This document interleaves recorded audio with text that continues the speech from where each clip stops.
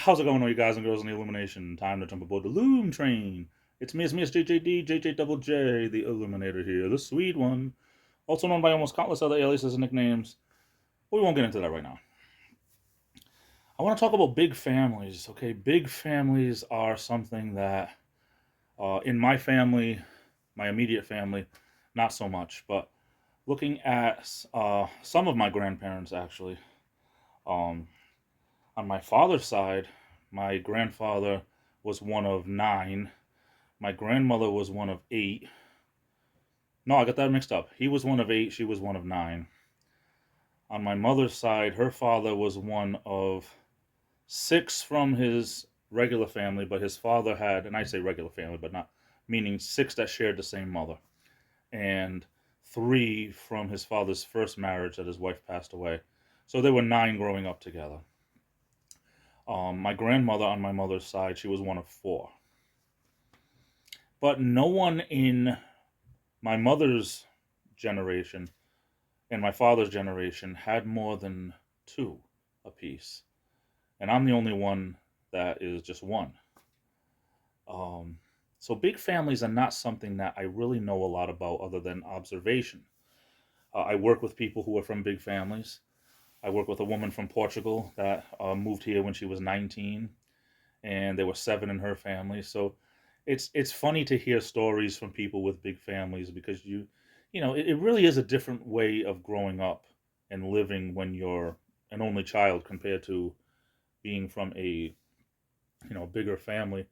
So I always find it interesting to hear about these stories about fights and going places with eight people in a station wagon or the back of a pickup truck and everything like that. I mean, it's like it's interesting to me because I really don't know what it's like. Other than going places, I have some cousins that are around my age. On my father's side, I'm the youngest, but on my mother's side, I'm the second oldest. So I know what it's like to kind of be, on my mother's side anyway, have cousins my own age and go in places and everything. But it was different in the 70s and 80s compared to, in the 50s and 60s. Or in my grandparents' case, the 30s and 40s, really, and in the 20s, for that matter.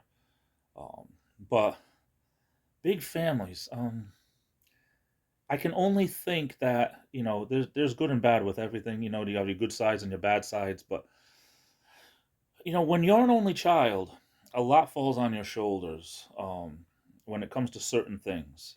That maybe if you're from a bigger family, or even if you have two or three, it might not seem like you think about this as much. But, if you're from a bigger family, at least you have some brothers or sisters, or brothers and sisters. You could kind of, when it comes to certain things, you could space out the work or space out whatever it is.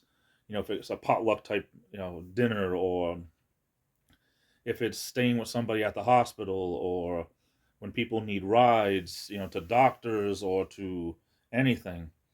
When you're in a bigger family, you can actually talk things out and say, well, if bring them there, I can pick them up. But if you're an only child, and I'm not saying there's anything good or bad about either one, I'm just saying things are different.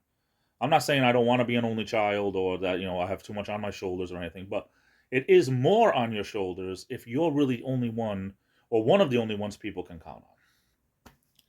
And I think in general, you just get used to it. It's like when someone says, how do you live with, having so many brothers and sisters, having to share the bathroom or whatever. It's like, well, that's just life. I mean, that's just the way it is. Of course you get used to it. And then you say, oh, I can't wait to move out on my own or whatever. But I can only imagine if that's the way you grew up, then you don't think there's anything wrong with that. That's just the way it was. And it's the same thing being an only child. It's just the way it is. And there's nothing good or bad about it. I'm just saying that's the way it is. Maybe I didn't have to share the bathroom with anybody other than my parents, or maybe Christmases, maybe I got more because I was one as opposed to if I had three or four brothers or sisters, you share the wealth, but all in all, it's all I know. So that's why it's interesting for me to hear stories about what other people went through that I know I didn't. And sometimes they hear stories about, what I went through that they didn't have to. It's not, you got good and bad about everything. You know, it's not always greener on the other side. but it's not always green on your side. That's all I mean. Anyway, I hope you know what I'm talking about. But bigger families, I just think it's really cool to hear nowadays when people have bigger families. I mean, I know of this one pastor who I think he has right now, and he's younger than me. He's like 40, and I think he has 13 kids, one set of twins, but 13 kids. But he doesn't have a television, so yeah, what else? Exactly. What else is he going to do for fun? Here's a guy that needs a television. Anyway, I hope you're doing well. I'm off to the races. I love you all. Stay safe. Be good to yourselves. This is the Illuminator, and I'll be back.